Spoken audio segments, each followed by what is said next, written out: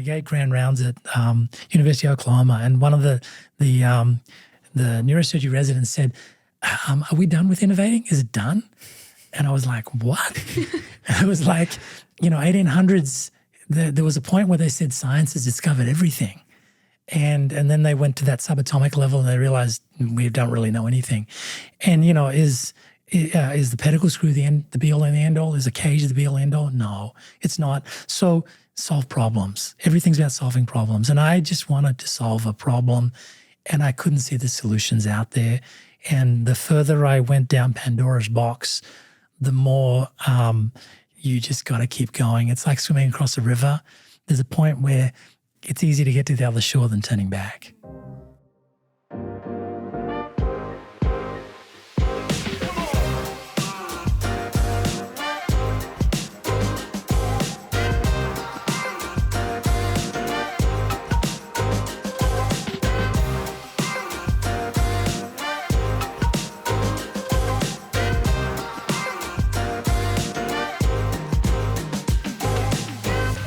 Brady, we are officially entering season 2 of the Spine Pod. We're entering season 2. Welcome everybody back to 2025. 2025. Absolutely. We made it here. We made it here. We're starting off 2025 with a bang. I mean, what a fascinating year to be able to do all of this, right? I mean, we're essentially a year out from when we started. Almost. And to be able to share this with everyone has been so much fun, and be able to go along on this journey has just been so exciting. Yeah, you and I spent the last couple weeks during the holidays kind of reflecting on season 1.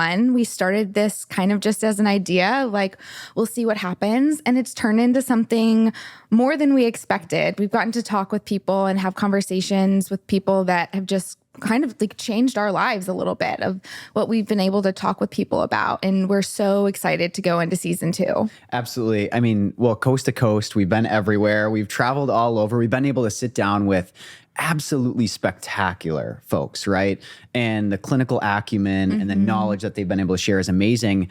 But we've built up a YouTube channel, has over 1 million views on it. Crazy. It's so cool. So we're so appreciative of everybody that's gone along on this journey. And we're so excited for this upcoming season and what we have to offer coming forward, because I think it's going to be so much fun to be able to go through this for another season. I agree. We were hoping we'd get like 100 views when we started this thing. So the fact that we crossed over 1 million is insane. And we're so grateful to everyone who's spent the time to listen and engage with us and join us for season 2. We've been working hard. We have some really exciting different things we're going to try out this season. So definitely stay tuned. But we're really excited for this first episode of the season with Dr. Lali Sekhon. Yep. We got to sit down with Dr. Lali Sekhon at the Reno Orthopedic Center in Reno, Nevada. And what an incredible guest to kick off the season. I don't think you could ask for much more. Oh, he was amazing. I was so excited for this episode. We both have been following him for quite some time on LinkedIn. I love everything he has to say. He is a person where you're going to get the truth, and there's no BS. And those are the types of conversations we want to have. So I'm so excited to start season 2 off with Dr. Sekhon. Absolutely. I mean, he built this incredible center. He's part of building this incredible center. Which, and they have oh my gosh. Amazing. Wow. And, the surgery center and all the different practitioners they have there, incredible. And being able to full service take care of patients, orthopedic. I mean, it's incredible what they can do. But him as an individual, he's got this kind of humble intelligence about him. Totally. And it's incredible because sometimes you just don't know what you're going to get until you sit down with somebody for the first time, right? And so like you said, we've been following him on LinkedIn for a long, long time, as many others do, and he shares so much education and material and knowledge there, but he's a no BS guy, like you said, and he cuts through a lot of that, and he can be seen as a challenger online, right? And challenges topics and challenges ideas, and that's what we need. But you sit down with him and there's this warmth and this hope and this, it is incredible. And it was so much fun to be able to sit down with him and hear his story. I think we were both very grateful for that. He made us feel so comfortable there. He sat with us while we set everything up and helped us take everything down, which was just, not something he needed to do, but it just shows the character of the person that he is. And, I loved his passion around, like you said, the hope that he can create. Spine is a hard space. And we talked about how patients can get frustrated and sometimes you can't have answers, but he has hope that there is going to be a better future for spine patients, and he's excited to be a part of that. So it was such an awesome conversation to have with him about that. Absolutely right. Well, I mean, he's part of that process, right? Like, we know him under a lot of different titles, right? And for, he's a dad and a hockey fan and an innovator and an entrepreneur and a surgeon, but he embodies this hope and this belief for, the spine community as a whole, but for patients, right, that are looking for new options. And not only is he talking about that, but he's doing that, right? He has his own company with SpinePoint. He's made a 501c3 nonprofit that's giving back to Nevada. I mean, the stuff that he does is incredible, and he really lives out what he talks about. He really does. And I love that we dove a little bit into that care continuum and how frustrating of an experience that can be, and how Rock is doing a really great job to try to make that an easier experience for patients. So from the beginning of the type of care that you need through if you need surgery, it's all in one building. So it was awesome to hear him talk about that and the success that they're seeing there as well. Absolutely. I mean, they have such a big following, right? I mean, they care for so many people in that area, which is incredible.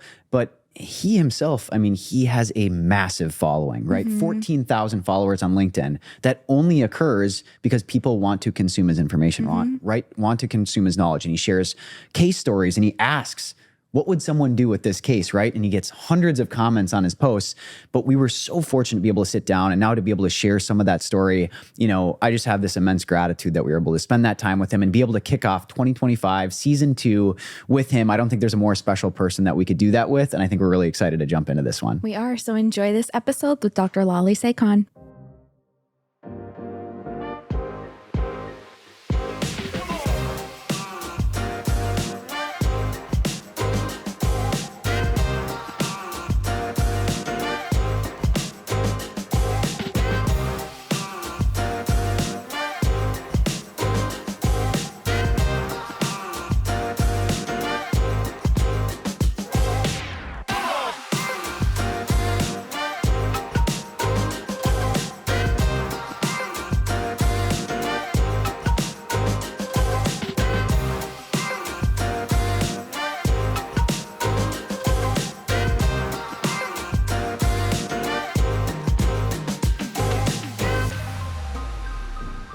Dr. Lali Sekhon, thank you so much for taking the time and sitting down with us today. Brady, Courtney, welcome to Reno. Thank you for making the trip out here as well. Thank you. And, we got to do a little tour of your space here. It's just absolutely gorgeous. I can't wait to kind of share with people what you got going on here in Reno. I was privileged to show you the surgery center and the center. I think we're doing some big things here as well. Absolutely. It's absolutely incredible. So we're sitting down, I think a lot of our folks that watch this will know who you are, but for the folks that don't, that could be a bad thing as well. No, for the folks that don't, we're sitting down with a neurosurgeon here at Reno Orthopedic Center. And like Courtney said, I mean, this is an absolutely incredible space. And the work that you have done, it is incredible, everything that you've done, being a founder and CMO of SpinePoint, which I want to get into and talk about, Sure. A founder and president of ThinkFirst of Northern Nevada, which is, a 501c3, beautiful and, a previous chief of neurosurgery and spine surgery. You've done it all, and you're also a associate professor. Yeah, absolutely. You've done your homework. Well, we want to get into it, but I want to jump into one of the most important topics. I believe you're a hockey fan, right? I am. Does that make you a Vegas? I'm in between two hockey fans. No one told me this. Yeah, exactly. Does that make you a Vegas Knights fan, or who do you follow? No, I hate Vegas Knights. So I'm a San Jose fan. So I was a Toronto fan, but because of the East Coast games, the timing sucks. And my wife was from the Bay Area. I'm a San Jose Sharks fan, and we are suffering at the moment. I feel for you. And the best thing about your team was Brent Burns when he moved across. And he came back. To us. Yeah. And the best thing about your team was Pavelski when he moved across. I actually know that name. I was going to say. Joe Pavelski, listen, I don't he was follow our it. captain, and he went across to the Stars. So I'm a big hockey fan. And, wintertime, you need a distraction in the evening. And the choices were basketball or hockey. And I used to play field hockey, so I had kind of some idea about stick sports. And the Sharks Stadium is about 3 hours drive. And I became a fan, and they were doing fantastic. And now we're going through rebuild, which sucks. But it's a good diversion. Absolutely. That's fantastic. I want to jump into what we're going to talk about here. And so you've had an interesting journey for your career. And tell me about when you started, because when you started and your education was over at University of Sydney. Right. And so talk about what it was like, growing up there and truthfully what got you into medicine. I believe your dad was a doctor, correct? Yeah, you're right. I grew up in Australia. My dad was a family doctor. He used to do house calls. And I'd sit in his surgery and I'd see patients come out and they have a smile on his face. And I'd say, I want to be that person that puts a smile on people's face. Like most things, you gravitate to whatever your parents do. Mm-hmm. And all I wanted to do was be a physician. It wasn't anything else, just be a doctor. Just look after people. And when I became a physician, I always say that was my biggest achievement. And we're physicians before we're technicians. We're physicians before we're surgeons. Then somewhere halfway through medical school, I said, listen, I want to do something challenging. It's always a stupid comment like that. I want to do cardiothoracic or neurosurgery because they look really hard. And I did a sub-internship at Yale in New Haven. And the neurosurgeons seemed to be having a good time. And I said, I want to be one of them. And so I started neurosurgery training. I stopped off, did a PhD in blood flow in the brain. And I thought I was going to be a cerebrovascular surgeon. And one of my mentors, we were doing a case, a young lady that had fallen off a horse. And she had this burst fracture at L1. And the neurosurgeon took her to the operating room, opened the chest up, went through the diaphragm, took the vertebra out, reconstructed it. And I was like, wow, I didn't ever thought neurosurgeons did that. And I got attracted to spine at that moment. And so I trained in Australia, came to the US. I was at Mayo Clinic in Minnesota doing a fellowship. And then I went to Toronto as well. And I was all set for an academic career in Australia. And I went back and I was an academic for about 5 years. And my wife, who was from the Bay Area, I made this deal with her that at 5 years, if you didn't like being in Sydney, we would move back. And at 5 years and 1 day, she said, can we move back? Wow. She said, I didn't forget that. Right. And, to me, honestly, it's like someone had always said fluorescent lighting 72 degrees is where we live. So for most of us, we're in the hospital. And I kind of figured, look, I don't really care where I am, just what I'm doing. And the career is so demanding on your spouse and your partner that you got to give. And so I said to her, okay, I'll do everything I can to come to the US and work here. And I ended up in Reno about 20 years ago. So you landed here in Reno. What was it that brought you here initially? How'd you land here? One of my good friends, and he's still a good friend now, when I was a fellow at Mayo Clinic, he was the chief. Mm-hmm. And he asked me to come and join him in practice. And we worked together about 5 years. Like marriages, like relationships, things sometimes don't work out. You have different philosophies. And so I bounced around a little bit in Reno. I ended up being solo practice. Then I worked with a big neurosurgery group, all good people. And then I tore my ACL and I was in this building on my 2-week post-op visit. And the president of this group said to me, yeah, the knee's looking good. So have you thought about joining Rock and being our spine surgeon? And so 5 years ago, I'm like the wolf in sheep's clothing. I'm the neurosurgeon working in an orthopedic practice. And it's been a lot of fun. So you grew up in Australia and you started, you got trained there. How was it? Was there a big difference when you shifted to the US? It's interesting. So the two differences I noticed is our training was very much complication avoidance. Don't get into trouble. Don't do this. The American system was very much, you got to do this. And so I'd see, when I was at Mayo, for example, I'd see very junior residents tackling stuff. And it's like, do you know what you're doing? Do you know how this could go south? And so there was and it's a philosophically big difference. It's like, we're going to teach you, but we want you to be safe. Whereas the other one is we're going to teach you, but you got to be a doer. And so there's a role for both. But I did notice that difference when I came here. Did you have a pull to come over here to practice medicine, or was it relationship-based that you were coming over here? I always liked the American ethos. America, it's the greatest country in the world. And it's going through challenging times, but this is the greatest country in the world. Innovation, population size, opportunity. So as outsiders, you're always looking enviously at the US and saying, I want a piece of that. And when I was in New Haven, I remember I said on the plane to myself, I need to come back here. And so part of it was my motivation. And then my wife was the one that really lit the fire to come back. I think everybody's got kind of their burning passion, like something that they're here to do. And it's funny, we've been following you for a long time, watching you on LinkedIn. I always worry when people say that to me. I have to tell you, I went to NAS and I was in the industry, and every 30 feet I ran into somebody. And they said, oh, you're Lali Sekhon. I follow you on LinkedIn. And it was like, is that good? Is that bad? Do you hate me?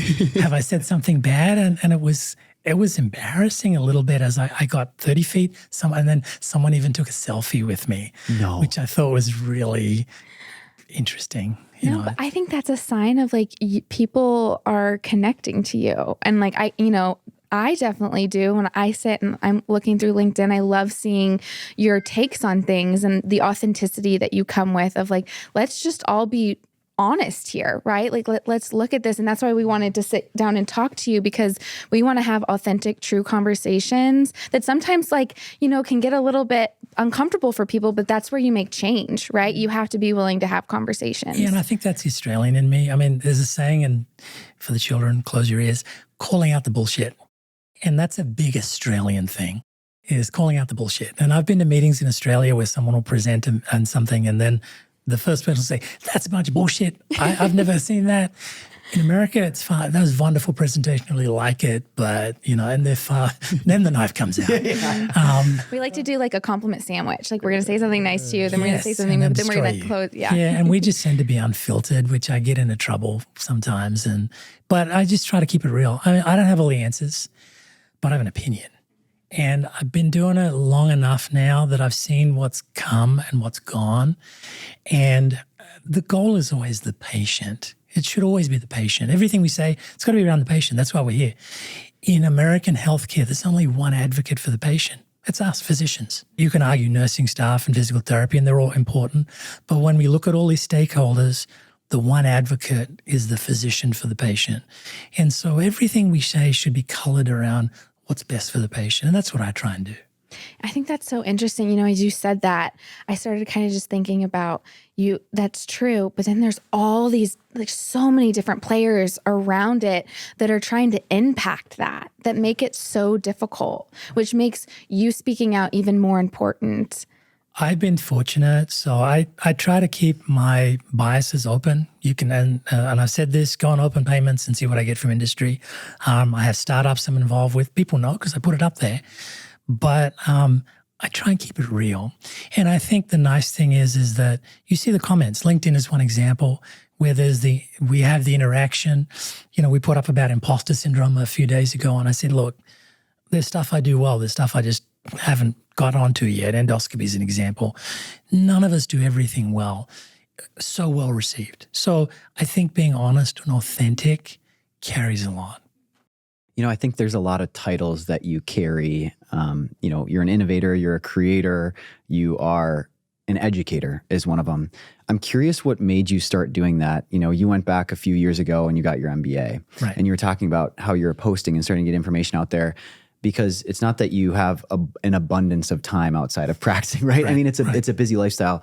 What was it that kicked that off, that made you want to start, getting that information out there? Yeah, I mean, it's curiosity.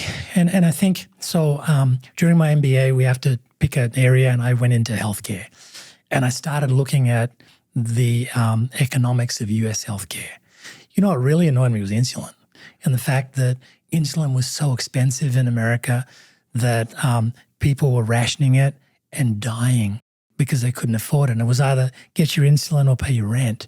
And the more I dug into who are the stakeholders, how does the system work, the angrier I got. And so I kind of started delving into economics of US healthcare.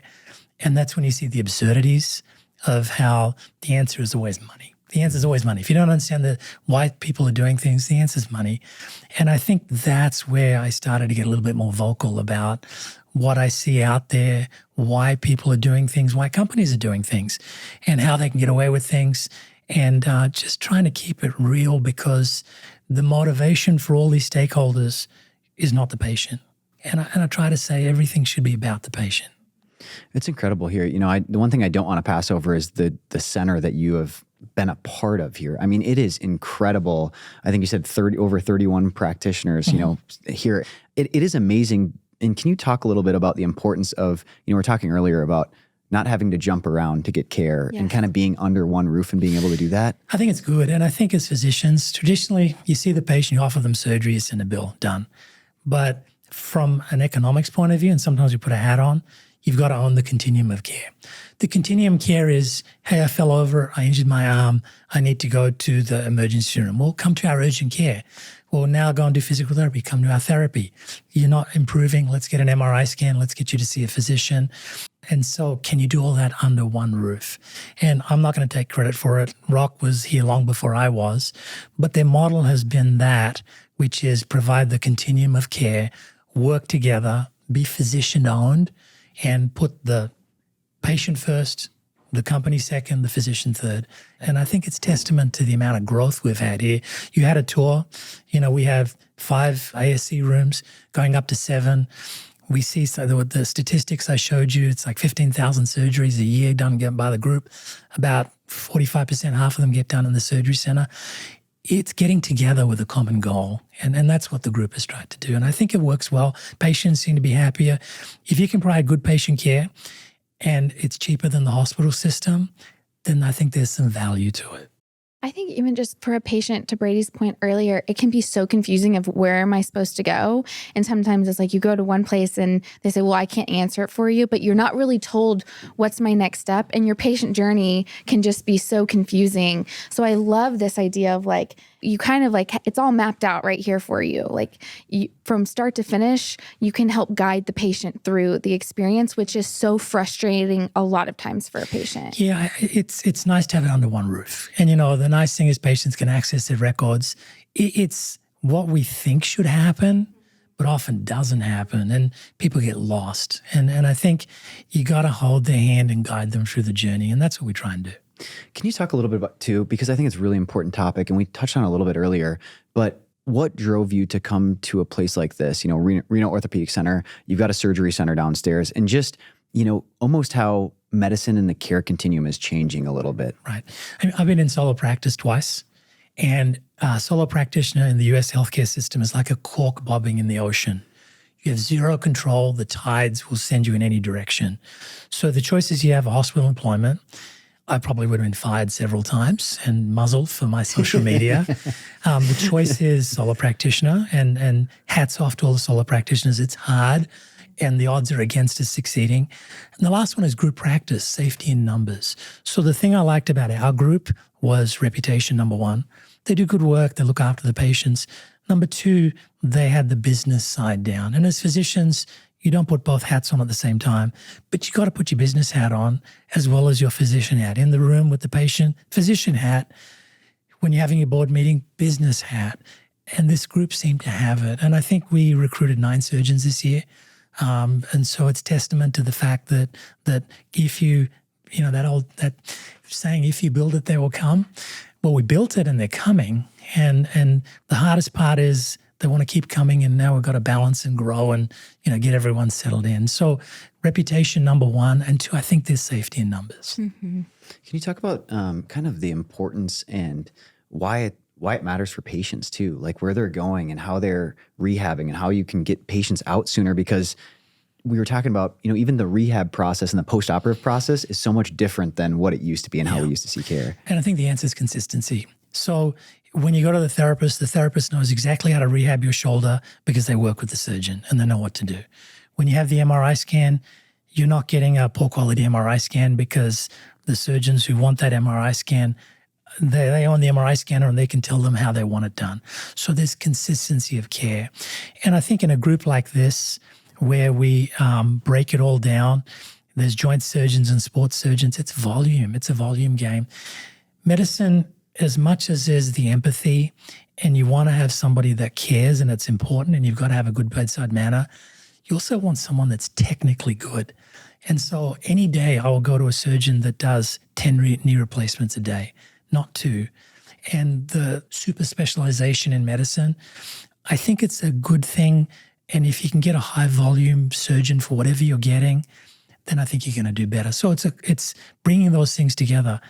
Consistent care, control of the pathway so that we know that things are done the way they should be done, and then high volume surgeons who specialize in what they do.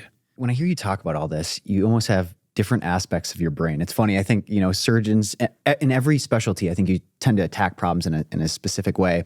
Did you have a reason that you went back 20 years later to get your MBA? Was there something that you felt like, oh, this was, something that's going to help progress, or what was that?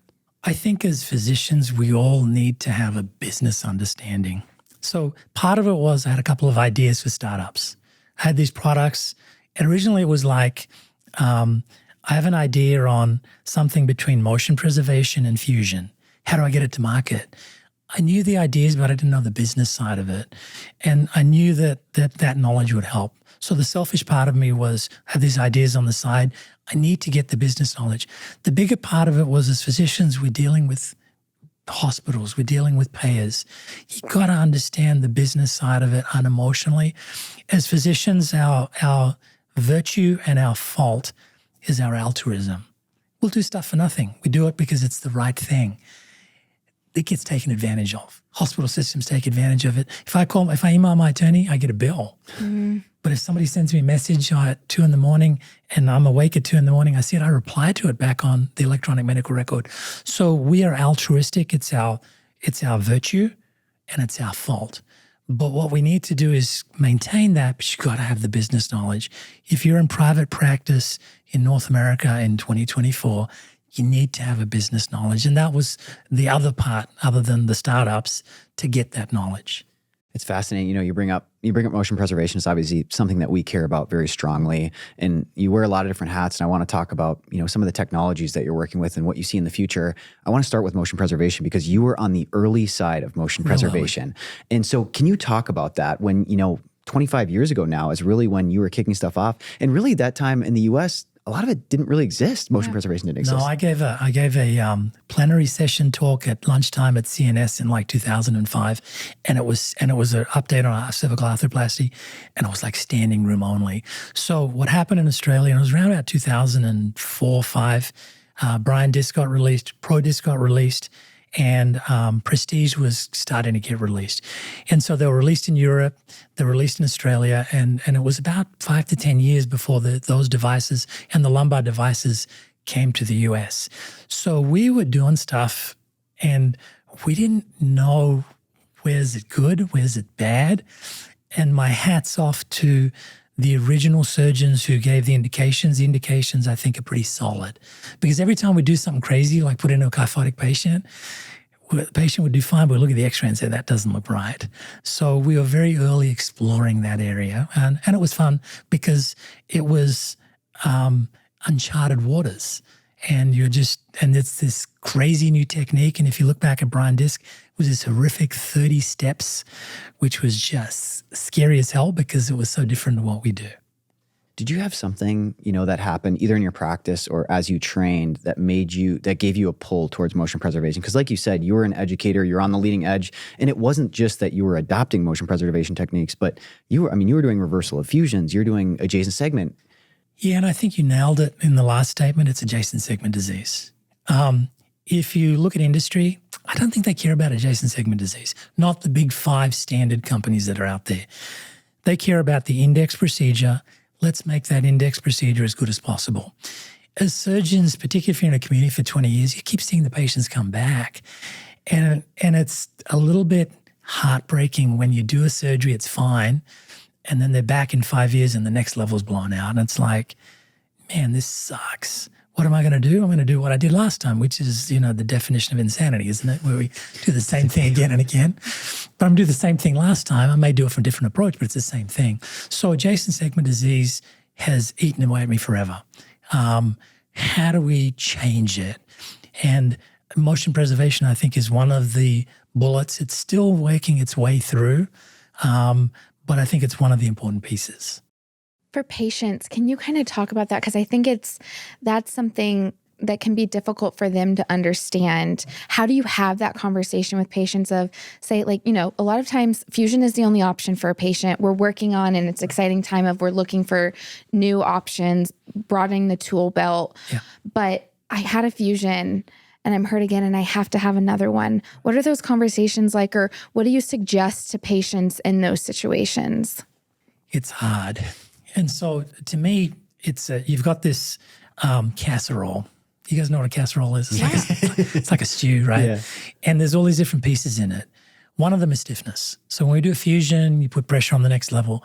One of them is genetics. The saying is genetics loads the gun, lifestyle fires the gun. And so whatever your parents had, get ready for it, because that's what you're going to have. So there's the genetics part of it. Then there's surgical technique. And, if you tear things open and the screws go into the facet joints above, they're going to come back. And if their balances, we're finding out more and more, if their sagittal balance is not good, they're probably going to come back. So there's all these pieces in there. And when I have this conversation with patients, the first one is, well, why am I here? And it's like, has anybody else in your family had issues with their back? Well, that's part of it. And part of it is the first surgery. And part of it is the technique that we do and how we did it. And so I don't know the right answer, but I just try to tell them, look, we just got to kind of focus on now. And the hard part of it is we are going to be viewed as barbarians in about 50 years. It's like the old surgeons on the sailing boats that cut the leg off. That's us. And they're going to say we're butchers. But if we didn't have black and white TV, we wouldn't have color television. And no one would buy a black and white TV that looked like a washing machine now. But if we didn't have those, we wouldn't have color TV. And so we're through the transition period right now. I always tell patients that 100 years ago, if you had the condition with your back that you have, you got a rocking chair. And that's what they did. They sat in the rocking chair. When they stood up, it hurt. So they sit in the rocking chair, but you can't sit all day, so they want to move. So you don't buy rocking chairs now because we try and fix things. So everything's changing and evolving, and we have what we have now, and it may not be great, but it's all we've got. And we just have to make the best of it with what we've got and go from there. And I think most patients, if you have that frank discussion, and I use my dad had 2 back surgeries. He had a 4-to-1 laminectomy, then he had interbodies at 4-to-1. And he struggled with pain till the day he died. In hindsight, I know exactly what he had. He had SI joint pain. And now it would have been a 30-minute procedure for me to fuse that joint. Not me, but somebody else. But when he had it, it's like our solutions weren't great. You injected it. Okay, what do I do now? Inject it again. And so everything keeps changing about every 5 years. And so I think for the patients that come in, I keep telling them, well, in 5 years, our technology is going to change. And so you're not necessarily doomed to dominoes falling for the rest of your life. It's such a good topic too, because I think even the if you want to call them failures, right? The things that haven't worked out have kind of guided us just as much as the things that have, right? And we talk about that a lot in motion preservation too, as you talk about how hot it was, right? You talk about standing room only and all this. And then you have kind of like one-off problems with certain devices, and it can set an entire specialty back for 10 or 15 years. And I think that's one component. I think there's a second component too, is that the adoption curve is not just having a really good technology, right? Because there's 14 other components that go into getting something adopted and out there. And I think that's one thing that patients don't see all the time as well, right? Is there's, all this reimbursement, and there's other factors at play. It's hard, isn't it? And so if it was all straightforward, we'd all be using the same company and doing the same surgery.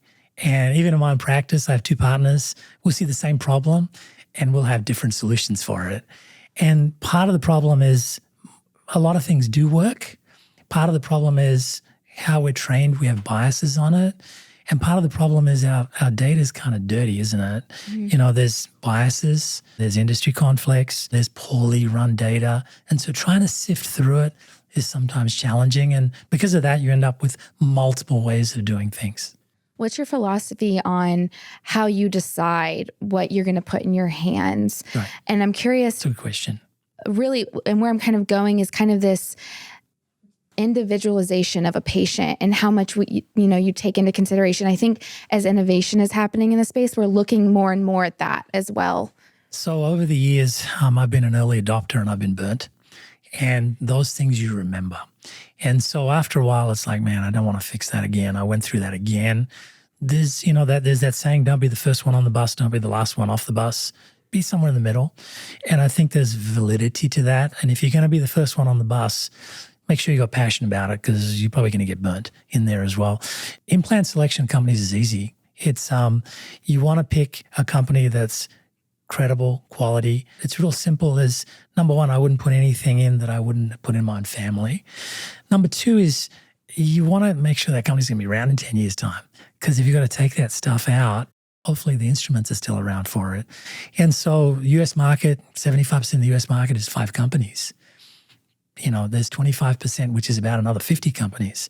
And I just try to stick to mostly the top 5 companies because I know their standard of production is good. I know their R&D is good. And I know that the product they're putting is quality because they're having to produce a lot of it. And also know in 10 years' time, if there's issues, they're still around. And I've worked with companies that have disappeared, and it's like, how do I get their stuff out? And we just jerry-rig it and take it out. It's a great point. How do smaller companies come in and disrupt then, right? So you've got these huge companies, and not only do they own market share and, surgeons, Yep. but, they own a lot of the narrative too. And so you're living this out right now. You're starting up. How do smaller companies come in and innovate and, make an impact and get to the right people? It's a good company. And so it's a good question. So every time a rep says they want to see me in the office, simple question, tell me what problem you're solving.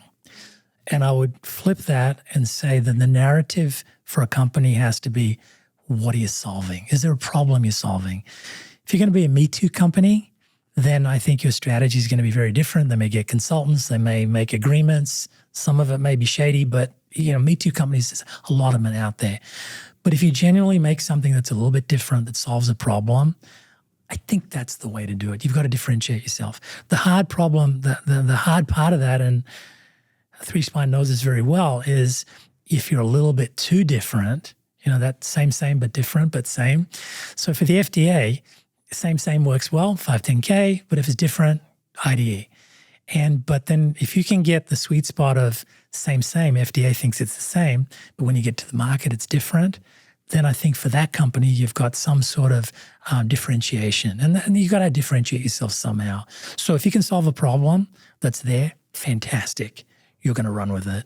And if you can't, then I think it gets more challenging. Isn't that the hard part? Because it's like, what innovation has been stalled that could have taken us to the next level, but because of the difficulties with just how long it can take or how much money it can take, or if, the industry is just even interested in it yet, where it's like, does that slow down innovation for us? I mean, the best example is when Tesla took off, they talked to all the Bavarian car companies and they asked them, well, why didn't you guys make electric cars?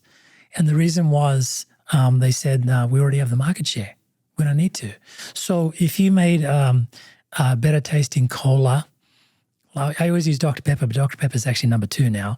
But I always say people are already Coke and Pepsi drinkers. So why do they want to change? And so disruption in electric vehicles happened because Elon Musk had enough money to do it and force them to do it. And now every company has been forced to do it. And I think the short answer is you've either got to come out with something disruptive, which is what Tesla did, or you've got to take market share. And you've got to have a product that's taking market share and make them wake up and look at it. And it'll be interesting too, because I think for a long, long time, we haven't had access to data. The general population haven't had access to data like we do now, right? So it'll be interesting. And I wonder if you've seen this in your practice too, of how patients have almost started to demand a little bit of different care, right? Because now they can see research reports and they can see studies and they can see outcomes, which wasn't really shared publicly for a long, long time, right? Or is tougher to get access to. Have you seen a little bit of that, of patients kind of driving some of that demand as well? Bit. Sometimes patients will come in and say, I want this procedure done, and it's not the right procedure for them. And then you've got to educate them on why it is. It's very community specific. And when I was in Australia is a bit like Southern California. People will come in and say, I want this. In Reno, it's like, hey, I have leg pain. Can you fix it? They're salt of the earth people. I think the change that's going to come is AI, because in the old days, you can internet something and you can't understand half the terms on it. But now you can go to ChatGPT and I've done this and asked a question, and it's very balanced, the answer that came out. Not all the AI engines are the same, so I tried it on Gemini, and the answers were a little bit all over the place. But it's surprising how AI has an ability to distill the essence of the question down. And I think that's what patients are going to start doing. They'll go and say, well, why aren't you using BMP? Why is there a motion preservation option for me? Do I really need to have surgery? There's some crazy ad with Dupuytren's contractors on TV that I keep seeing, where they keep saying, I'm going to go and find a surgeon that offers non-surgical options. And I think that sophistication is coming, where they'll come and say, well, I know what I have. Why aren't you doing this? And we're just at the early wave of that. But what AI is doing is it's making that Google navigation and synthesis easier and putting it in lay people's terms. So if I was a consumer, I'd be signing up my $20 a month for ChatGPT, and I'd ask it everything I possibly could about any medical condition. Ask it about reviews about my surgeon. Should I get it done here, there? They may not be right, and that's the disclaimer they put on it, but it's a better answer than just going into it not knowing anything at all. So if we take that idea and then we say, okay, patients are starting to look at that, what do you think is the biggest question that hasn't been solved yet in spine that patients are going to come and want answers to? Fixing back pain. I mean, the back pain is 2/3 of us get it. Some of it's disabling. Some of it defines our life. How do we fix back pain? Back pain is the biggest one. And the hardest part of it is I'll see patients who have the most crapped out looking x-ray and it's like, yeah, back pain? No. Then I'll see a patient with a normal MRI scan and x-rays and they're dying. And it's like, what are we missing here? So if we can solve back pain, it's huge. I mean, back pain is like solving cancer right now. And the answer is it's not one thing. But I think that most patients are pretty simple. It's like, I have a problem. How do I get, and this is why as surgeons, I always say, I don't care whether you do a lateral or an ALIF or an arthroplasty, whatever, just fix the patient's problem. The sort of 3 rules are, don't hurt them, number 1. Biggest rule. The patient's worse when they came out of your surgery, you lost. Doesn't matter whatever. The x-rays might look good, but you lost. The second one, which is really important, is solve their problem. And they don't come in with, hey, I have an L4-5 spondylolisthesis. Right. They come in and say, hey, I've got this pain down my leg every time I go for a walk. Fix the problem. Doesn't matter how you fix it. The last one, which is the hardest one, is what's the downstream effect of what I did? You know, and have I locked them into something else down the line? Have I, mucked up the next level? And that's the challenge that we face in there as well. So I think patients are very problem-oriented. Here's my problem. How do I get a solution to it? I think that downstream effect is such a hard one to solve, right? Because also, we have this conversation a lot of, sometimes it's like, well, I don't see them again. You could end up with someone else, another surgeon's like 7 or 10 years later of like, then your problem was somebody else's, something someone else did. And so it's a hard one to figure out how to solve. It's interesting you mentioned that. I always find patients like the doctor shop too. It's amazing how did your first surgery? It went great. What are you doing here then? Why don't you go back to the surgeon? It went great and you like them. What are you doing here? That part I don't have a handle on. Someone cuts me, I'm following them like a puppy dog for the rest of my life. But patients seem very mobile. And the answers are obviously they don't like what they're hearing or they had a bad experience. Or someone has recommended someone else and they're looking for a different solution. And that's that downstream effect. And a lot of that, I think, is the conversation you have beforehand about where are they at. I keep using this sandcastle analogy, and I use that same analogy with patients. So as surgeons, we're just fixing sandcastles in the spine.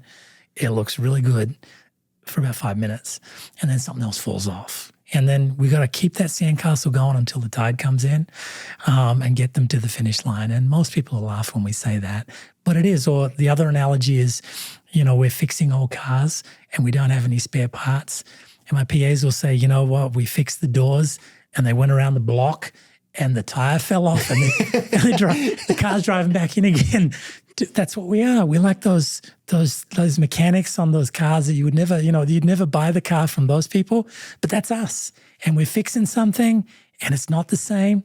And as soon as they get it out of the lot, something else falls off and they're driving the car back in saying, I need something else done. But that's just aging too, right? Like I think it is, but spine surgery, who wants spine surgery? Everyone put your hands up. No one, right. And so we're selling a product that nobody wants. And so that's the challenge. And the consumers are trying to navigate that. So I don't want this, but I got to have it. Who do I see? Do I trust them? Is there bias? Am I going to get the best treatment in 2024? And they're difficult questions. When you talk about solving some of those problems too, I think one thing I get really excited about is I feel like the success metrics that we're looking at have changed as well. We're starting to look at almost more functional outcome metrics than, looking at an x-ray and saying, oh, we solved the problem. It's like, well, it's not always solving the problem, right? You're right. And so, the joke I always get is my very nice hip and knee doctors that I work with. The patient will come in and they'll say, it hurts here, and they'll point at their hip and they'll put the x-ray up and they'll say, your hip x-ray looks good. It must be your back. We'll send you to the spine guys. So the x-ray looks good. We're done. And so we went away from disease-specific outcome measures, to more general wellness measures. Can you do the shopping? Do you still enjoy doing the things you do? Can you go for a walk? Because that's what people really care about. They don't really care about, hey, I'm 5 degrees straighter. They just care, can I do the shopping? Can I play with the kids? Can I play golf? Can I ride my bicycle? General wellness. And I think we become very myopic in what we do. Is a 5-degree cage better than a 7-degree cage? I don't know. Someone had put up the other day, how do we do intraoperative metrics when we do fusions? And I cynically, but not cynically, I said, we just try to put the biggest cage we can in and get out of there. And that's what we do. For all of the metrics we talk about, in the operating room, it's hard to, who takes their gloves off, gets a protractor out and measures it on the screen? Nobody does that. They eyeball it and they say, I'm going to put as big a cage in as I can, and then I'll go home and then I'll measure it and I'll put it up on LinkedIn and say, look at the lordosis I got. And that's how we roll. But the patients just want to get better. And that they don't really care about, did you get that 35 degrees of lordosis? These things are important for reoperations and things, but just fix the patient. And that's why, I called out a pissing. Someone had put up the standard. I've got an L4-5 spinal. And you knew which way this is going. He's a lateral surgeon or an ALO surgeon. I said, who cares? So you came from 3 o'clock as opposed to 6 o'clock as opposed to 1:30 in your approach, and you stuck something and you fused it and you unpinched them. It becomes, in Australia, we talk about a pissing competition, which basically is a pointless thing that men do, which doesn't really matter, but we think it's important and it's not really important. And it's the same thing with us arguing about what's the best approach. And the answer is the best approach is the one that fixes the patient that you're comfortable in doing. We talk about that all the time. Like the tool that you're most fluent with is the best tool, right? 100% agree. And it's funny too, because we've seen data that has come out now that essentially shows you can have, I think it looked at like L-LIF and T-LIF and PLIF, and the outcomes are the same, right? Like generally the same. You're trying to solve the problem. Right. And that's, I like doing MIST lists, but I'm not going to tell everyone to do them. Do what works in your hands. Do what you do well and do a lot of it. Know the others so that you've got the backups. But pick what works really well in your hand and do a lot of it and get good at it. And I think that's the key. And when we sit here arguing, I'm going to be a lateral surgeon, I'm going to be an ALF surgeon, I'm going to be a TLF surgeon, it's like, whatever. Just do one really well. And as long as your patients are okay, who cares? Because the patients just want to get fixed. Yeah. It's funny, and you say nobody pulls a protractor out and measures the degrees. Nobody does. I know. Hodges. Alan Daniels may. I was going to say Alan Daniels might be up there, and I've watched Scott Hodges in the OR with a phone and a protractor. Listen, that was my exact thought too. Most don't, and most of us, those outliers, we just put in as big and lordotic as we can. And I think I put up a cervical post and I just said, go big or go home, and just put big cages in, lots of lordosis, and then the X-ray looks fantastic. And usually it works out well. And if the biomechanics should be easier to apply, and they're clunky as hell. And realistically, and I keep saying this, I just want real-time feedback. I want to not have to put those images into some program and then put measures in. I just wanted the X-ray to say, bam, that's what it is. And I want to say, and I'll go even one step further, red light, green light, orange light, that it says your X-ray green light looks good. All these algorithms that we use for deformity, they are so well made to be put into a script, and red light, green light, orange light. So when you do an L4 to S1 fusion, the algorithms already tell you it looks good, green light. And we can do that now, but we just haven't done it yet. What's stopping that from, why hasn't that been done yet? Because it's a great question. Like most things, you've got to monetize it. And there's 5,000 spine surgeons in the US. And then you've got to somehow, there's good ideas that turn up, but the practical reality is you've got to monetize it. So how do you monetize real-time x-rays. There are good companies out there. Medical Metrics is one that did real-time, but they never went anywhere. And I think they were in the right direction, but my gut feeling was monetizing it has been hard. Medical Metrics has some incredible technology too. We've worked with them in the past, and they have the new technology Spine Camp. I don't know if you've worked with Spine Camp. I'm looking at it now. Oh, it's incredible. Yeah. And the way that they can, I mean, it automatically picks all the points of a vertebral body and you don't have to do all the work, right? And that's what we need. Mm-hmm. But we need an app where you just take the picture and the AI just overlays it and says green light. And that way there's not all these calculations. And if it's so metrics heavy, then why can't we put it in the background? I mean, our GPS program doesn't tell us the metrics of triangulation and geometry. It just does it. It tells us turn left, turn right, 2 miles to go from here. That's what we need in spine surgery is just take it all but put it on the back end so we can just do it easier. One thing we love about you is I think you're agnostic to approach or device. The goal is to solve the problem, right? Right. And so, you know, I've obviously seen a lot of your posts. We've seen a ton of your posts on LinkedIn, and you do a little bit of everything, right? But you do some. I mean, you talked about a 38-minute skin-to-skin CDA the other day, right? And you did a 3-level CDA as well. I think it was a staged approach, you know, after a year. What you talk about when someone comes in, you're trying to solve a problem. Right. When you're choosing those devices, what problem is it that you're trying to solve when you're going with the motion-preserving device? So neurosurgical bias, most of it's neurological deficit.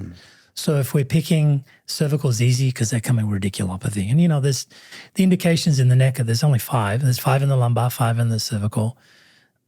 Severe arm pain that's uncontrolled, persistent arm pain that fails conservative therapy, severe weakness, persistent weakness, and the last one is myelopathy. So that's the neck. In the lumbar spine, you have the weakness one, you have the pain one, so that's 4 of them, and then you add quarter equina syndrome. The 2 that patients talk about that I try to, back pain, neck pain, and numbness. They'll always talk about numbness, and it's like, okay, is that worth having a surgery for? So to me, it's always, what's your symptoms? Do you fit into the criteria for surgery? And then what's the simplest solution that'll get us to the end without dooming you to more surgeries? That's the hard part. And there's no recipe for that. It comes down to your training, your comfort level, your expertise, your exposure. The hardest thing, honestly, is mature surgeons, is new things come and then they go. And it's like, which bus do I get onto here? And I've been on some bad buses, you know, that we went through Denesis, Agile. We went through bioresorbable plates in the neck. We went through BMP and ACDFs, and I got burnt on a lot of that stuff. And so I've been on the wrong bus on new technology. And so the hard part is you are a little bit biased and you're always looking for new things. When do you get on the bus? When we look at that too, you know, you've shared a lot of your cervical work. And when you look at the cervical space, specifically in motion preservation, we've got tons of options, right? I mean, 7 or 8 different discs on the market here in the US, and, you know, different semi-constrained and fully constrained, all these different. But when you look at lumbar, you've got 1 disc on the market. What's the hurt? Like, what has happened to lumbar that hasn't happened to cervical? Like, we have a ton of options in cervical, and we haven't seen that in lumbar. I think surgeons are more accepting of cervical arthroplasty. So putting an artificial disc in the neck, we're doing it for neurological deficit. We're decompressing, so we've unpinched things, and now got to put something in there. And it's a common condition. Patients come in, younger patient comes in with arm pain, either you do a foraminotomy from the back and make a hole over the nerve, or you put an artificial disc in, pretty straightforward. When we get to lumbar arthroplasty, we're in the back pain world. And I started out my career doing a bunch of lumbar arthroplasties, and there was nothing more disheartening than the patient comes back and the x-ray looks perfect and my back still hurts. What's next? You go, what do you mean what's next? That's it. And then it's hard, they don't fuse, and, you know, it becomes challenging. So part of it is the disease processes we're dealing with. Most surgeons don't want to be back pain doctors because back pain by and large is a non-surgical condition. And most of us are decompressing the spine. And the credit to the arthroplasty companies, the workflow is pretty easy to incorporate putting an artificial disc in instead of an ACDF device. And so I think it's, number 1, easy. Number 2, don't need an exposure surgeon. Number 3 is it's a common condition. And most of the surgeons, I think in the cervical spine, are very comfortable with arthroplasty. Lumbar spine, it's very niche as to who's doing it and who's not. In our community, it came and went. A bunch of people, a lot of us were doing it. And then some of the complication data started coming out. And, you know, a standalone ALIF is still a good surgery, and the adjacent segment disease on that is still pretty good. So the water's a little bit muddy for anterior approaches. What is it missing, or what is it the hurdles? Is it the anterior approach I of think it? it's exposure. Yeah. I think the two things we worry about are revision. And the second one is managing back pain. So you need to expose a surgeon, and if the thing spits out, then it's going to be a pain revising it. And so most of us look for an alternative to doing that. It's exciting. You know, you brought up 3Spine earlier, and obviously we've worked with 3Spine. You know, we get really excited about it because you now, like, hopefully soon you'll have a posterior approach. Right. And I think a lot of this will be, like, to your point, how do we bring together kind of these emerging technologies to make approaches like that better, right? And that's what I think is going to be interesting. I'm curious what your take is on that, having a posterior approach instead of an anterior approach. I think the real pluses are no exposure surgeon and no vascular injury risk. Huge. So if you tick the boxes, preserve motion, number one, you can do a neural decompression, number two, maybe affects adjacent segment disease, number three, don't need to have an exposure surgeon, don't have a vascular injury. They're all good things. And I think, like most things, time will tell. If it's meant to be, then it's going to be gangbusters. We'll all be doing it. You know, what's really interesting too, and we've talked about motion preservation a lot, but you work on a lot of different technologies as well. And I know you're a big nav. You drive nav. So one thing that we get really excited about is how those technologies are almost going to come together to provide better care, right? You get nav in the room, and you can get, if you get nav and MIS and motion preserving, I mean, then you're starting to check more than one box, right? Because right now you're kind of having to pick and choose. Yeah, I mean, as a surgeon, I think we should know where we are on the spine at any time. I mean, if you said to a layperson in the community, hey, by the way, we're going to put surgery in and we're going to put screws in. Oh, do you get to see the whole path of it? No. We just get to see the top of the bone. And if we go this way, you're going to have a stroke. And if we go this way, you're going to be paralyzed. Most people would look at it and say, are you kidding me? That's like driving with my eyes closed. So navigation is, we got to know where we are. I don't think that's unreasonable. And I think you're 100% right about biologics, navigation. I think in time robotics, don't quote me on that, but in time robotics, I think it's coming. And it's always that value proposition of how expensive is it to implement it and what gain do we get out of it? And that's the question we ask more and more because American healthcare is so expensive. And so there's got to be value to every little widget, every little technology we bring into the operating room. It's funny. I see a lot of parallels in the work that you do. And then, you know, you talk about 3Spine and lumbar total joint replacement, right? You're doing something that's a little bit different. You know, you had an anterior approach that solves a disc. Hopefully you have a posterior approach that can take care of some posterior pathology. But I really want to talk about the company that you're starting now and have started, SpinePoint, because there was a problem that you're trying to solve there, right? And I'd like you to talk about that. So early on, we talked about adjacent segment disease, and I said it's lots of different things. And I got interested in stiffness. I got interested in stiffness because I was doing something called peak rods. Peak rods are plastic rods we used to do for fusions. Russ Knuckles, who's in Loyola, gave this eloquent presentation, and he said, you know what, I'm doing these fusions with these plastic rods instead of metal. Patients just look better. And his rationale was modulus elasticity, which is stiffness.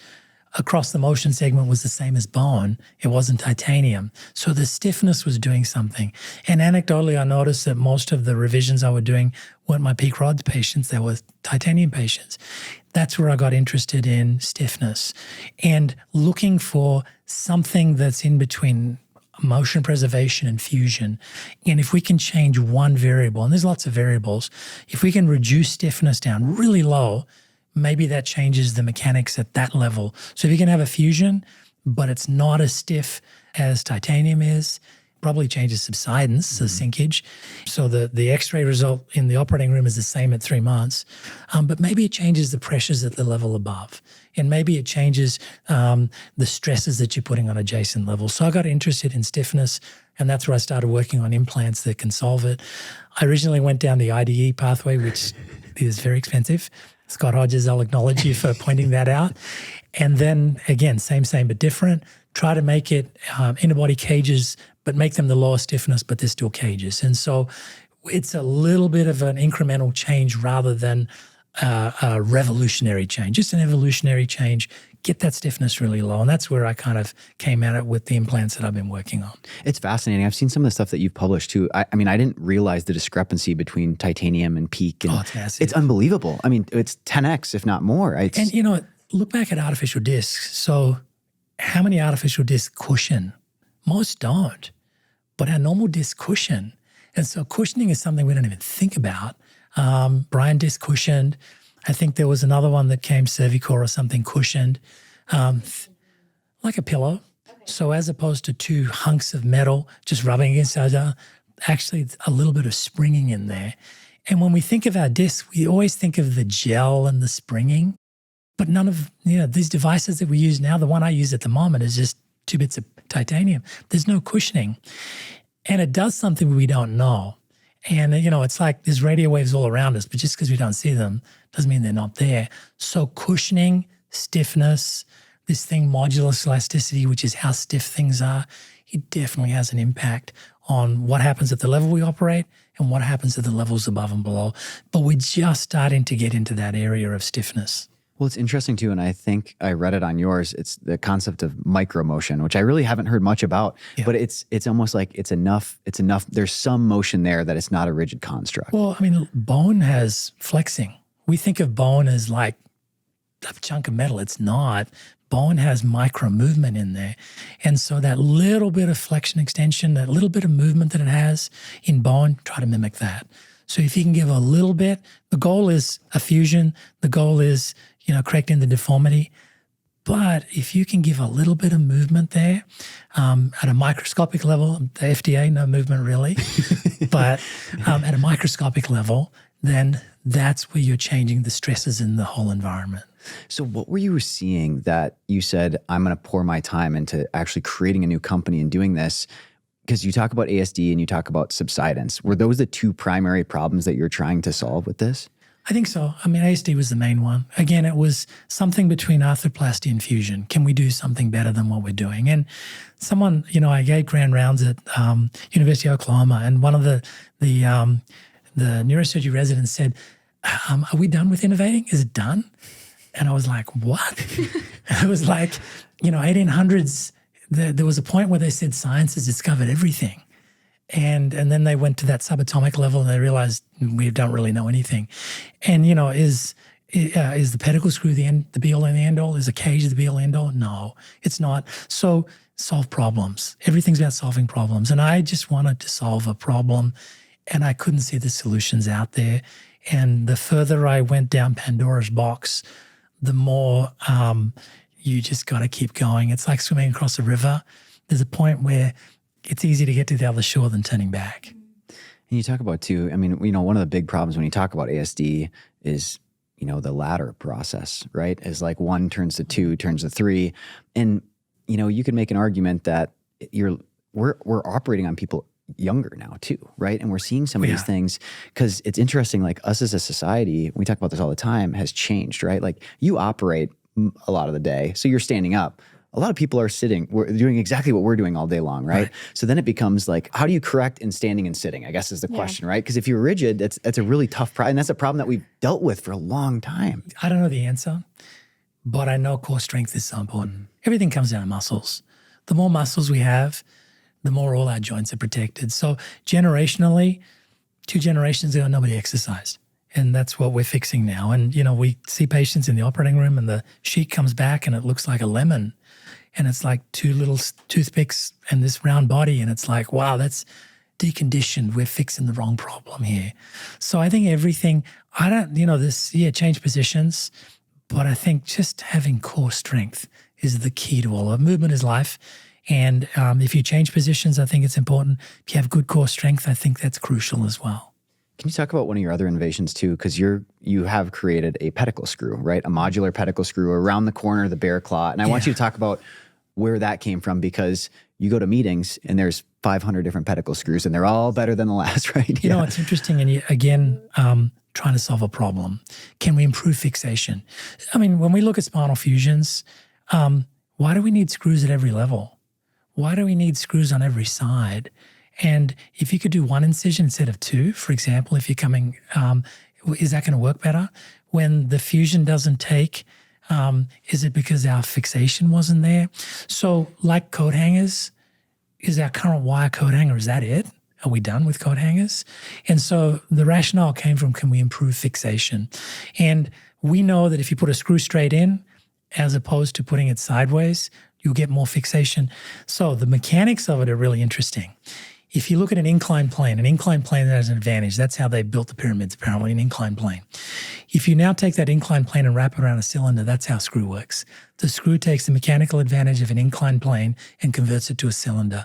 So what the screw does is it captures bone in its threads. That's how screws work. So if I hammer a screw in, or if I put a screw in a wall, it's capturing things inside it. But if you angle the screw, not only are you capturing what's in the screw thread, but you're now taking mechanical advantage of the bone between the angle that's in there as well. So if you can get two screws touching, now you're taking all that bone advantage as well. So that's where the rationale came from. Can I make a screw go around a corner?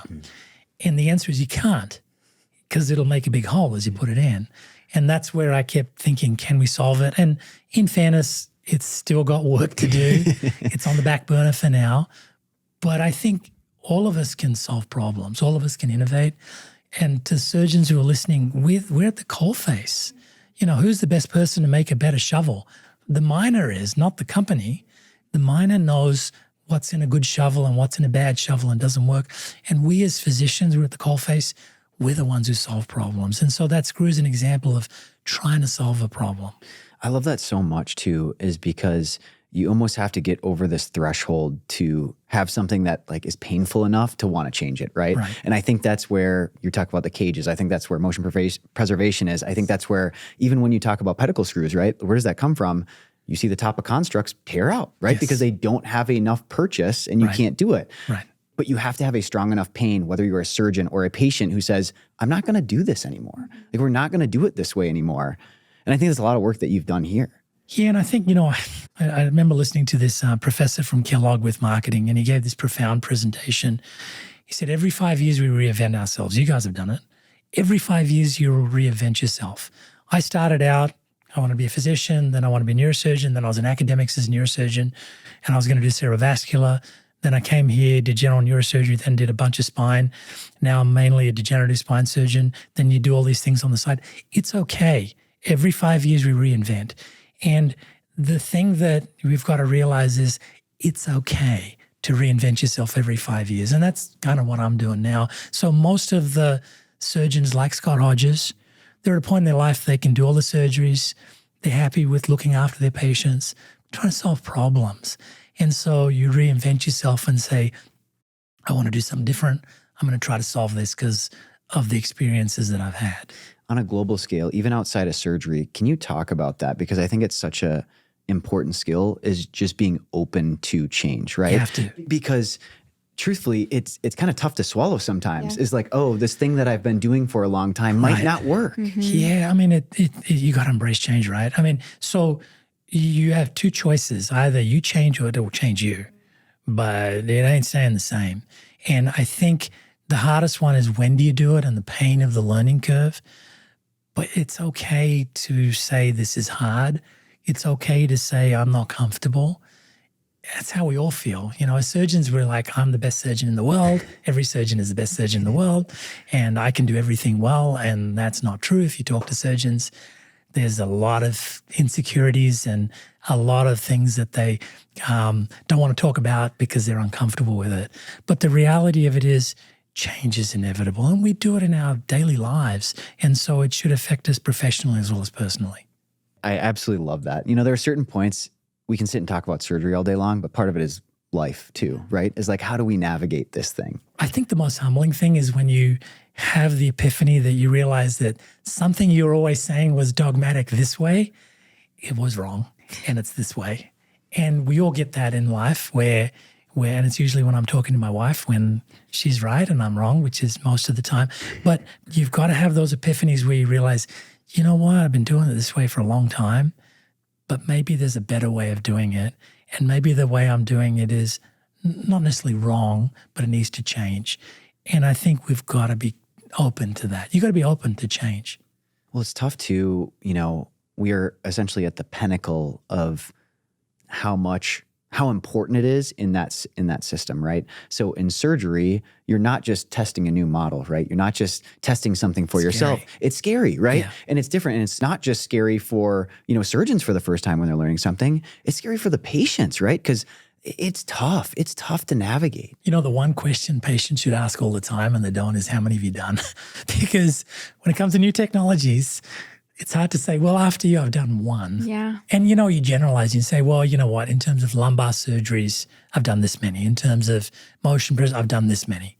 Yours is a little bit different, but in this area, I've done this many. And that first surgery is scary. But we're at this age where we have access to data, information, colleagues. And so now's the best time. You get on YouTube, any surgery I want to look up, it's on YouTube. So I had to take out some Steffi plates.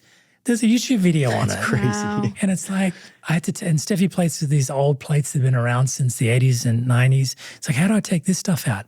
Someone put a YouTube video on how to take them out. So it's all there. You just have to tap into it. But how incredible is that? If we just think of 20 years ago, we didn't have access to that kind of quick information. Well, the challenge now, certainly in my generation, the challenge was getting access. So as a kid, if you had encyclopedias at home, you're doing great. And then the internet came along. The problem now is we're drowning in data. And so the hard part of it is, how do you access it in a way that's amenable? I get 10 journals a month. And then the second one is, how do you sort the crap out from the legitimate? And, that fake news term that we use all the time, fake data is out there as well. And I don't have the answer to it, but that's the problem that all of us face. So, and it can be something as simple as a label on food and saying, okay, is this good? Or is this, is Diet Coke good? Should we be drinking that aspartame? Or should we be having sugar? And it's something as simple as that. We just don't know. And you've got to make your best judgment with it. And I think that's what we do every day. It's interesting though, you've got this trade-off between kind of like short-term success and long-term success. And that's like part of it's funny that you bring it back to like the health system, but that's kind of like our health system too, right? It's like you can exchange these little aspects. Okay, well, sugar's bad and you shouldn't be drinking Coke, so we're going to switch to Diet Coke. It's like, yeah, but you're solving one problem, but you're almost starting a new one, Yeah, I think the Europeans are better. American system is, someone had said it's not healthcare, it's problem care. It's not really preventatives. It's not problem care. It's something else, but we don't do enough on prevention. I'll give you a classic example. One of the biggest problems we deal with as spine surgeons is osteoporosis, soft bones. So peak bone density is age 32. So as much bone as you're ever going to get is at age 32, and then it slides down. And so how many 30-year-olds, 25-year-olds think about how much calcium's in their body? The generations missed it. And the real answer is not stop bony resorption with medications and Fosamax. The real answer is we need as strong bones as we can by the age of 32 in terms of prevention. And it's the same thing with obesity, the same thing with core strengthening and exercise. The prevention part of it, we miss. And, it's a multi-layered answer. But other health systems just do it better. There's no money in prevention. And unfortunately, money is what drives the health system in America. You could correlate that to spine a little bit too, right? It's like prevention doesn't. It's terrible. Yeah, prevention doesn't earn you more money. There's no money. The patient that I see, and I spend 45 minutes counseling them on why they shouldn't have surgery, and these are the things you need to do, these are the exercises you do, as opposed to doing a 2-level fusion on them. There's no money in preventative care, and that's fundamentally flawed. And that's why our health system's so expensive, is we're just putting out fires. Yeah. All we're doing is putting out fires. Here's a fire, put it out, here's a fire. But let's take a step back and say, how do we deal with this as a population-based thing? We do really badly on that. Do you think we're going to see a push towards more of that value-based care? We talked earlier about someone that we know well, Dr. Ahilan Sivaganathan, and he's working on this, this concept of time-driven activity-based costing. It's coming. Yeah. So metrics are coming. The cynic in me says it'll just be used against us because the stakeholders, pharma, the payers, and major big hospital systems, about money. And if they can reduce costs, then their mission is achieved. So what I've seen value-based care, and I'll give you an example, in hip and knee arthroplasty, and our own group went through this, hit these metrics and we're going to pay you money. Medicare will do it. Next year, the metrics are now here. And it's like, well, they were here before. Now they're here. Why aren't you just paying us the same as you were before? They just changed the goalposts. So, it's that horrible box of the horse in Animal Farm where work harder for less till one day the horse falls over and dies. And it's the same thing is that I think there's got to be more transparency in it. And if the goal is they want to improve care, great. But the way the metrics are instituted and the way that it's followed up, I think the devil's always in the details. It's amazing when we talk about that because that goes back to a lot of the adoption topics, right? Is like, why do things get adopted? Why do, certain surgeries get picked over others? It's a lot of those reasons, right? So our hospitals know to the dollar what every surgeon costs per procedure, to the dollar. A lot of hospitals also own health plans. So put two and two together, the health plan is going to say, hey, Surgeon X is cheaper, his patients go home quicker, let's use him. Surgeon Y may be doing more challenging cases, patients stay in longer, costs more, let's send the patients over here. Those metrics are already happening today, whether we know it or not. So our cost per surgery, per minute, per hour, it's all out there. And when you try to adopt a new technology, the value proposition is really important. And that's one of the arguments I've had with robotics is in 2024, if it takes longer and you can still do it the same way and there's consumables, can we justify it? And for routine surgery, probably not.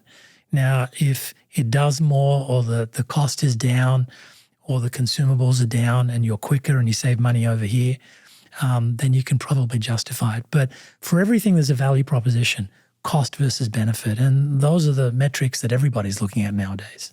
You talked a little bit earlier about, this concept of subspecialization and, as patients are navigating this, the importance of that and finding someone that doesn't do one a year, does 100 a year, right? And is that something that you think is going to come into spine more and more? Because I think we've seen it in other specialties, right? We see it in knees, we see it in hips. Yeah, and I think more transparency. How many are you doing? How many have you done? What's your readmission rate? What's your death rate? All of that data, I think, forget Google reviews. I think that's a zoo. And Yelp is a even bigger zoo. Every time it's Yelp, it's like a restaurant review. But I think those hard metrics, people will see them. And they've just got to be more accessible. So you don't want to go to a surgeon that does 10 a year. You want to go to a high-volume surgeon. And I think more and more that's going to be on our fingertips for the consumers. And that's probably a good thing. So how do you look at it? You've done an unbelievable amount of work in your career and you've kind of touched a lot of different topics, right? You're a motion preservation guy and you're an emerging technologies guy and MIS and NAV. What has you really excited to continue practicing for the next, 10 years? 15? Boy, isn't that a big question? It is, I know. I think less is more. And surgery's getting smaller with bigger results. And we're seeing that. And I think having surgery and sleeping in your own bed the night of surgery, the fact you can get a knee replacement in 2024 and go home the same day blows my mind. And I think we're getting into big surgeries in unhealthy people in the hospital system. Most of us can have surgery and we'll go home the same day, sleep in our own bed, eat our own food. So the hospital is really going to be there for, I'm sick, I've had a car accident, or I've got to get something really major. And I think that transition to having care but not in the hospital and going home, I think that's really exciting. And I think that's where we're headed, where you can get your care at home. And that's where most people want to be. Nobody wants to be in a hospital. People are always dying in hospitals, but you don't want to be. We get asked about infection rates in hospitals. The food sucks. If you've been a patient, you're awake all night because people are stabbing you, taking blood tests and whatnot. It's not a good experience for anyone in a hospital being at home. So I think this transition to providing the care so that you can go home, I think that's what's exciting. And I think that's what people want. When you talk about technologies too, I couldn't agree more. I mean, we're seeing a push towards surgery centers, right? I mean, we see more and more folks doing that. And even niches, we're seeing surgeons that are starting to specialize in certain things. I mean, you see folks in the motion preservation realm, you're seeing them in MIS, you're seeing them in endoscopy, is all of that's happening, right? Is that, I'm going to this surgeon for this purpose because I know he is unbelievable at it. And part of that is getting out there, right? You talk about LinkedIn and these different platforms. That's what it does, a lot of that. Yeah, and I think consumers are going to look for that. They'll look for the surgeon, hey, I need a motion preservation device on my lumbar spine. We're still at early days, and this is the hard part. And we talked off camera about, in the old days, they used to fuse hips and knees. And there's, instead of a hinge joint and a ball and socket, you've got these two synovial joints and a different kind of joint at the front. So each level is 3 joints and then multiply it by 5 levels. So it's 15 joints. We're at the early days. And the exciting time is there's probably going to be a time where we don't do fusions at all. I don't know when it's going to happen, but it's going to happen, that you just won't have a fusion. Now, the solution may not be metal. It may be biologic. But this concept of ripping things out and bolting them together, I don't think that's going to – I'd be surprised if by the turn of the century we're still doing that. And I think the advances in materials, biologics at the moment is an S show. Everyone's device has super, hyper, nano, micro this. It's like washing powders. Yeah. Every time someone comes out with a new biologic, it's like, we've got this. And it's like, I've never heard an engineer say their product sucks. So we're at that early days. And that's where, the timeline's a little longer than we think. But it's like when the internet came. Someone described the internet as a whole bunch of doors to a whole bunch of doors to a whole bunch of empty rooms. That's how it started. It's like, you could go to your banking website and look at it, but you couldn't do anything to it. And look what we do now. And that was really quick, but a phone is a little bit different to having an invasive procedure on your body, which is why there's time involved and you've got to look at long-term data, which, 3Spine's going through at the moment. And you've got to know what the downstream effects of interventions are on us as people. So it's a longer timeline. But I think all of that's coming. But I think that's why spine's exciting right now, right? It's like we're in that space right now where everything is coming to light, right? We're getting data aggregation. For a long time, we know how to collect data. We don't know what to do with data right now, right? And that's kind of the same thing. Like you're getting devices with better wear properties. You're getting other, natural substances. When you bring all those things together, you have better nav. That means better placement. That means devices won't wear as long. They might last, right? Yeah. All those things come together to provide some of that better. Crazy. I think you're right. I think it's your analogy. Like we're in that empty room. The room is starting to have pieces in it now, and we don't know exactly what the room's going to look like. Right. But it's really exciting because we're starting to see the pieces, like at least be in the room. 100% agree. And it's early. I mean, that it's like the analogy with when automobiles cars started appearing, and there were all these debates in newspapers about we don't need cars, we need faster horses. We talk about that conversation all the time. And it's like, what? Yeah. And we're at that phase right now. And, all the devices that are out there today, in 25 years, they're probably not the devices, and they're probably not the materials, and it's probably not the way we put them in.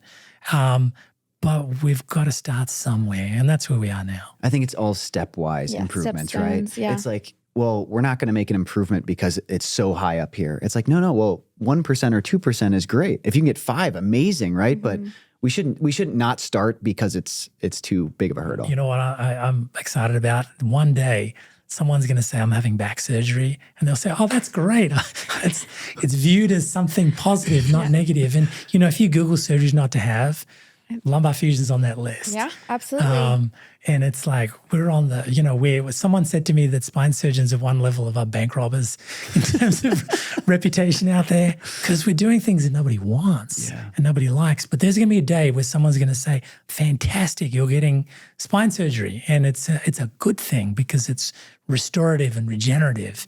And it's a positive experience, not a negative experience. Well, isn't it funny? Because that's how hips and knees are, right? Like when you go get a replacement, it's like, oh, that's going to be so good for you. You're going to be so much better. You're going to feel younger. Yeah. I know. And you talk to the hip guys and they say, can they ski? Yeah. Can they run? They can do everything. The only downside they've got is 25-year, life. There's a shelf life on them. And so the older you are, the better. And they'll solve that. I think that's a materials issue. And once they solve the material issue, it'll last for the rest of your life. And so you're right. And I keep saying the orthopedic surgeons are probably 5 to 10 years ahead of the spine surgeons because they're dealing with the same problems, but they're just a little bit further on because it's a little bit simpler what they're dealing with, not to downgrade what they're doing. I think they're ahead of us, but it's a little bit more complicated with the 15 joints in the lumbar spine, for example. Well, it's funny because both on the patient side and the surgeon side, you get that kind of visceral reaction, right? It's like, oh, I have to get spine surgery. And if you know them, you're like, oh, I'm sorry. Like, I'm sorry, right? But even on the surgeon side, it's funny, like ran into one of my best friends from high school a few weekends ago, orthopedics, going into knees. His dad is a big knee surgeon. And I ran into him. He's like, oh, what do you do? What are you doing? You know, I'm in spine. He's like, oh, spine. You know, it's like, but I think we're at that space where it's so exciting because it is changing, right? And it's changing so rapidly. The opportunity is huge. You know, Courtney, what I find hard, and when you mentioned trying to sell it, you know, when I vividly remember I had one lady and she was like a aerobics instructress. And she had a slippage and whatnot, and she needed surgery. And she said, you know what? This is why I became an aerobics instructor so that I never have to have spine surgery. And the line that I always get, I never know what to say. And the only two things I say, it's not cancer and you're not paralyzed. It sounds kind of lame, but I try to say, well, it's not these things. It's not the worst Just try to be positive. There's always something worse. Yeah. Cancer's always worse. Yeah. And, you know, at the end of the day, you can get back doing what you're doing. But, you know, we're not built to last. And so that's the challenge as spine surgeons we're facing with all of our patients. I have a question for you, you know, talking about the hips and knees guys, and, you know, you work with them in this practice. What, you know, and they're a little bit ahead of us. What can we learn from them? And what do you think we're missing? You know, we talk a lot about we're a linkage system, right? What are we missing in terms of like not thinking about how we're impacting each other? Oh, wonderful question. I think we're still in silos. So isn't it naive to think that the hip doesn't affect the spine and the spine doesn't affect the hip? And some of the orthopedic surgeons are talking about that. You know, I see patients with both, and I'll say, get your joints fixed, and often their spine symptoms get better. So that connection between lumbar spine, SI joints, and the hips and knees, we kind of haven't put it together. Yeah. And that's one of the important pieces that's missing. And we're talking about global alignment and things like that and assessing hips and knees, but those pieces are missing. Even SI joint pain. I do SI joint fusions. I don't understand what the hell we're treating. That joint it moves, but it doesn't move. Yeah. And then we fuse it and it does nothing. And then why do women get it more than men? Is it just the pelvic anatomy? And why does it look normal? On the MRI, it looks normal. The CAT scan, it looks normal, but that's the cause of the pain, and we're going to fix it. And when we work our way through it and we fuse it, they do well if you pick the right patient. There's an example of a surgery I do not understand the basic biomechanics of why did this happen and why are we fixing it? But that joint is between the hips and the back. And so that piece is missing. And then what are we doing to the hips when that happens? 100% agree. So those, as we silo, we miss that. And I think more and more physicians are realizing that it's all part of one. And I think that's what's exciting about things like LinkedIn too, where, you know, I've seen those conversations start to happen where you have hip surgeons coming in and talking to spine surgeons saying, well, I'm seeing this. And I think that is also something that's going to be part of that room that we're building of let's look at the whole body and figure out, do you know something because your perspective and angle is different that could help us solve a problem? Yeah. And I think we're at this wonderful time now. So after COVID, nobody wanted to go to meetings. And then we're starting to straggle back to meetings. But you have an interesting case, you post it now, you de-identify it, you get permission, and then you get all these inputs on it. Or I had this complication, or this happened. So there's this immediacy. And the nice thing about the audience that we talk to is there's empathy. People have been in our spot. This happened. You know, one of the things I'm always very cautious about is we get surgeons who don't have access to all our technologies. And they're in Africa or they're in parts of Asia. And they put up these x-rays and it's really easy to be critical. And it's like, you did fantastic. I think what you did is really good. And so we're at this wonderful time now. We can share ideas and you can get immediate feedback and immediate interaction with it. And we just get the cusp of using all of that. But I think it's a positive thing. And I hope for patients, you know, that are like, oh, I don't want back surgery. Even just hearing this conversation, I'm like, but it's being worked on. Like we understand it. And there's lots of conversation and there's lots of things happening behind the scene that are like, we're working to push that standard forward. And there's a lot of really good people who care about it, and we're going to get there. I 100% agree. And I think motion preservation, it's still ahead of us. We're just at the steps of it. Biologics, just at the steps of it. Diagnosis, again, we're just starting. Where does back pain come from? And I think that restorative and functional aspect is so important, right? It's so funny when I think about all this, we treat this indicated level, right? Which is like this one system out of everything. But the pelvis moves, right? Anteverts, retroverts. What also moves? Like your hip and how it moves in planes and the rest of your spine. Like we know that ASD happens. We're not sure why. And you have that not just at the indicated level, but sometimes 2 levels away or 3 levels. Is there an area of the spine that's stiff? Is there something biologic about that? And I think that's what's so exciting is, we've had this kind of like knee-jerk reaction or people when you hear about spine care, but we're in a stage where I think technology is catching up, right? And so now we're getting to this point. It's like, no, spine wasn't like how it was 20 years ago, right? No. I think that's what's so exciting is on the patient side or the surgeon side, it's like, oh, well, I know what that's like. It's like, you don't. It's like, we're in a place right now. And that's what's tough too, is like, how do you stay on top of that, of all that new technology rolling in? Yeah, boy, I wish I had the answer to that.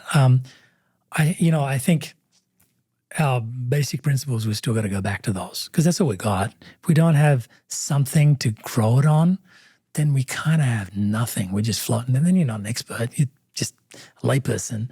But you got to have some principles that you work on. So Sackett is an author that published in British Medical Journal the definition of evidence-based medicine. And everyone thinks evidence-based medicine is, well, what's the literature show? If you look at his definition, there's 3 parts to it. One was, what's the best available evidence? So what do we know out there? The second one is, what's the physician's preference based on their experience? And then the last part of it was getting the input from the patient. And so when we talk about evidence-based medicine, it's all these different pieces that come together. It's your own biases, what the patient wants, what the evidence shows as well. And I think in answer to your question, I think if it's meant to be, it'll happen. Pretty simple. If it's meant to be, it'll happen. Electric cars were meant to happen, they happen. So if motion preservation is meant to happen, it'll find a way to become mainstream. And we're talking like posterior approaches, lumbar, not so much cervical, but it'll have a way of getting there. But I think, in terms of, you look at a T10 of the pelvis, is that as good as we get? Or you get a juvenile scoliosis and they're going to get some scoliosis construct. Can you even fix that without having to fuse the scoliosis? We still don't understand why adolescents get scoliosis. Mm-hmm. So there's so many unanswered things that don't involve nuts, bolts, and screws. And I think as surgeons, we just got to look at all the data as well as we can and try to navigate it. I think it's exciting, being able to sit down with guys like you, like it kind of gives us fire because we get to have these conversations, right? And part of it is like getting it out to the community, right? Whether it's surgeons, whether it's industry, and then patients who are like navigating this complex world. And I want to understand why they're in the world that they're in, The more I know, the more I know nothing, I find. And, I look at how much I've done and I feel like I know nothing because we're so early. It's like, you watch those old videos of the moon programs and our watches have more calculating power than the computers that took them to the moon. That's where we're at. And now you look at it and the shuttle can go by itself and land and all the rest of it. We're so early in the game, but we weren't even in the game 30 years ago. So this is all new stuff in there. And I think, so the hard part for the surgeons, it's okay to feel inadequate because we're all feeling inadequate. For patients, knowledge is power. Finding the surgeons, I still think it comes back to go and see the surgeon. Do you like them? Do you have a right feel for them? Do whatever homework you can talking to, patients who've seen that surgeon in the past.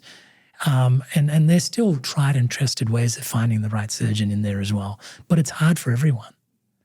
We get really, really fortunate that we get to sit down with incredible people like yourself. And we try and find people, I think, that align with similar beliefs. And, we sit across from you here, and I think you're an innovator and you're a creator, but you have this light of hope.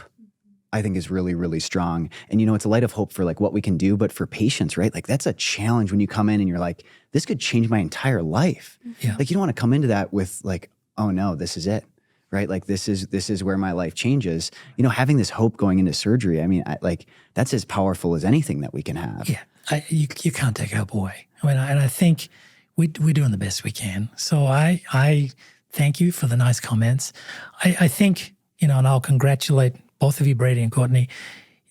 Having these discussions, I think, is so important in a non-sensational way.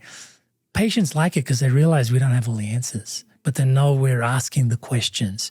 I think physicians like it because they know that we're not all experts. And we're starting to look at things and say, hey, is this the way to go? So I want to thank you guys for bringing yourselves out to Reno and also asking all of these questions that I think make all of us want to look a little bit further. Absolutely. I mean, we feel so fortunate to be able to be part of it, be part of this conversation, be able to share it. We've talked about a lot of the accomplishments that you've had and, all the work you've done for the spine community. There's something I don't want to brush over is, your philanthropic work as well. Can you talk a little bit about ThinkFirst of Northern Nevada? I think it's incredible. It's something that you started. It was maybe 15 years ago. There were a couple of kids who were longboarders, and I guess that's a long skateboard, all had bad head injuries. I looked after them, 3 of them.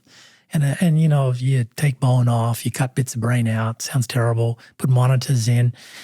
And it's like, man, this sucks. Like we're just cleaning up the mess after the tomato has hit the floor. Prevention. And so I got interested in from the point of view of prevention. So set up a not-for-profit, giving away helmets. So we give away free helmets and we're up to like 10,000 helmets we've given away. And then we have educators. Now the best educators are young people who've had injuries, either spinal cord injury, head injury. And they can say, hey, listen, I was drunk. I did something stupid. This is what happened to me. And we send these educators to high schools and the kids look and we tell them about the dangers of distracted driving, the dangers of alcohol, and the dangers of not wearing helmets. When you're skiing, for example, not wearing a helmet. And the interesting part about it is that we don't know who we affected. We know that someone's walking around out there because they took just 1 minute to say, I'm going to put my helmet on, or I'm not going to drink, or I'm not going to text in the car. But that preventative part, it's far more powerful than the surgical part. And so I think you got to give back. You got to give back to whatever community you're in whatever way you can. And that's one little way I've tried to give back. It's amazing. I think that's what we see here. I mean, that's what drives us too, right? Is like, it's funny, you bring up this concept of you don't know who you help. Yeah. And I think like that's what's challenging a lot of the times is like, as a surgeon, sometimes you can see someone come in, you fix them, they leave. But a lot of the work that you do, you don't know who you impact, right? You don't know which surgeon sees your post on LinkedIn and says, you know what, I got to think twice about this case I have tomorrow. And same with a patient with, oh, I've got to get this done. I don't know where to go. And I'm going to think twice about it. You don't always know that impact, but like the work being done, I mean, it matters. I mean, we're all in this together, right? And so there's a stage where it's not just about you. It's about giving back a little bit. And so all of us do it in our own way. And so I think it's really important to give back. So we're sitting here in Reno, Nevada at the Reno Orthopedic Center. For patients that are listening to this and have heard all this, we obviously have watched you on LinkedIn. And for anybody who's not following you on LinkedIn, should follow you on LinkedIn. But where can people find you if they're coming to look for you just for information, for a patient Google. visit? You'll find me on Google. That's what every surgeon says. Just Google Type me. my I'm name out in. there. But there are fantastic surgeons in every community. And so that's probably my wife calling me. All I'll say is there are fantastic surgeons in every community. So go to your family doctor, talk to them, talk to patients. You don't need to come to me.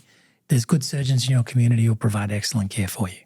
And I think for patients that are looking for additional information or more, LinkedIn is a great place. You put so much education materials out there. And I've got a blog which they can find, and I've put stuff on there, which is, how to find a good physician, how to be a good patient. Amazing. And so there's some stuff out there that if they dig, they'll find it as well. We'll definitely link that in the show notes as well. And I believe that's Lali Sekhon, MD.com. Is that? Got it. That's Okay. it. Okay. Perfect. We got the plug. Yeah. Not just You got it. Google, Thank you. people, Thanks for the not plug. just Yeah, we Google. need to make sure. It's funny, as we bring this full circle, I was reading through a lot of your work and you had a tagline in there and you said, my best attribute is getting things done. And I think we couldn't resonate any more strongly with that, right? It's like you can wait forever until something's perfect, but like it's time to do stuff. And we appreciate, everything you've done for the spine community, everything you've done out here in Nevada, everything you've done for the community and patients. And we're so excited to be, one part of that, but two, to watch what's to come here. Oh, I'm humbled. Thank you so much for making the visit out. And, and I'll say it again, we're all in this together. Absolutely. Yeah. Well, thank you so much for taking the time. And we are so excited to see what's in the future. Thank you. Thank you. Thank you. We'll talk to you soon. Great.